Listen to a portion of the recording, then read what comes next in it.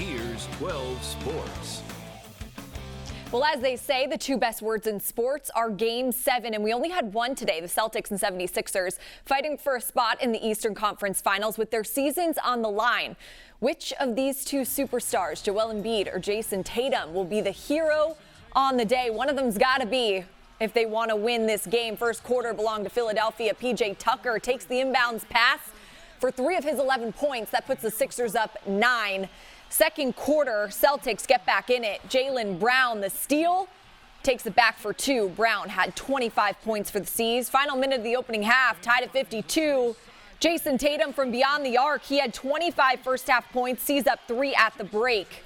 Second half was more of the same. Tatum taking the game over, fires the 3 there, part of a 28-3 Boston run.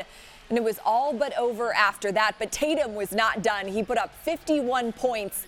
The most ever in a Game 7 in NBA history. 112-88 the final. The C's are back in the Eastern Conference Final, a rematch with the Miami Heat. And sports director Maury Hirschgordon is live in Boston for us right now after this one. Maury, what a performance by the Celtics.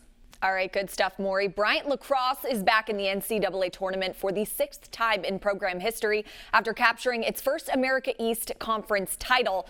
A tall task, though, in the first round, visiting 9-time champion Johns Hopkins. First quarter tied 2-2. Aiden Goltz gives the Bulldogs their first lead of the game, part of a hat trick for him on the day. The lead wouldn't last long. Less than 2 minutes later, the Blue Jays tie it up. Brooks English with the goal. And that's as close as Bryant would be all day. Johns Hopkins takes this one over in the second. Russell Melendez, one of his 5 goals. Bryant's season ends with a 22-8 loss.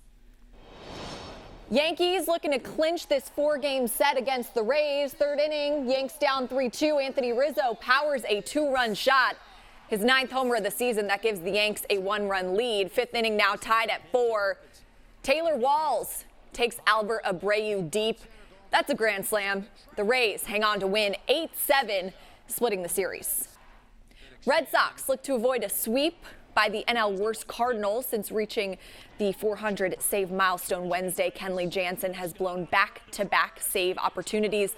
The Sox have dropped 4 of their last 5, snapping what was a season-best 8-game win streak. First pitch is just after 7 o'clock, so moments away, guys.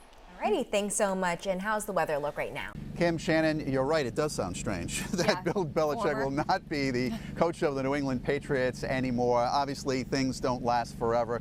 24 years, but that resume, truly incredible. We talk so much about the Super Bowls, 9 appearances. He's got 6 rings. 6 rings. But how about the 17 championships that he got, the division titles, 13 trips to the AFC Championship game. This guy built a resume that I don't know if we'll ever see again. Yeah, it was pretty much book it, right? At the beginning of the season, you're like, all right, the Patriots and who are going to be in the AFC Championship? The Patriots and who are going to be in the Super Bowl? And that was just the standard around here. It actually became the standard to the point where if it wasn't a Super Bowl season, it was considered a failure of a season. Now that chapter is over, and it's kind of been dwindling in the past couple of years. 3 of the last 4 years have been losing seasons, and that's a big catalyst as to why we're in the position that we are right now. Always be a Patriot. The end of an era. It's a very emotional day for the organization. You know, the end of an era that'll be hard to be replicated, I think, at least in my lifetime, if ever. 6-time Super Bowl champion head coach Bill Belichick and Patriots owner Robert Kraft announcing Thursday morning that the two sides have mutually agreed to part ways. For me, this is a day of gratitude and celebration. We had a vision of building a winner, building a championship football team here, and that's exceeded my wildest dreams and expectations. 6 championships over 24 years. The success was legendary.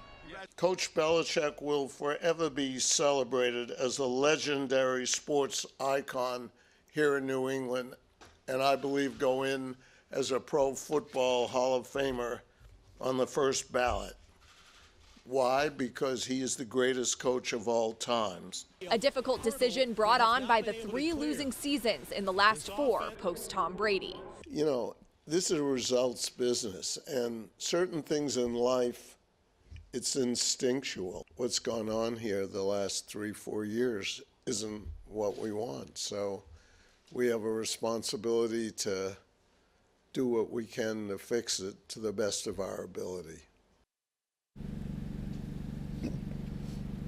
And a difficult decision now for Robert Kraft, who actually, since he's owned this team, has had Hall of Fame caliber head coaches throughout. So, but Bill Parcells, followed by Pete Carroll, and now Bill Belichick. That's over. We'll have to see who comes next. And people would say that Robert Kraft should be a Hall of Famer himself. Yes. I mean, just look at what he's built behind us here.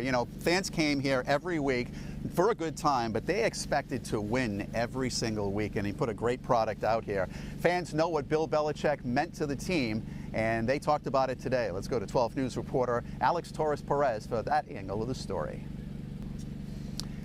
Alex, thank you. Fans not only appreciating what Bill Belichick meant to the New England Patriots, but another guy that's probably going to go in the Hall of Fame is Tom Brady. Yeah, and honestly, if I'm being completely real here, I was refreshing his social media pages constantly after this news broke because I just wanted to see what he had to say about his longtime head coach. Obviously, a lot of respect there, and we did get a lengthy statement on social media of Tom Brady reflecting on Bill and the dynasty. Tom Brady posting this statement this afternoon saying in part, quote, "I'm incredibly grateful to have played for the best coach in the history of the NFL." Brady added, quote, "I could never have been the player I was without Coach Belichick. I am forever grateful, and I wish you the best of luck in whatever you choose next." And, we've heard so many cliches over the last 10 hours, but really, it's been an incredible ride. Yeah, it's the end of a dynasty and something that I know a lot of us, we here, are proud and happy to say we witnessed firsthand. I mean, as sports fans, you really just have to appreciate the greatness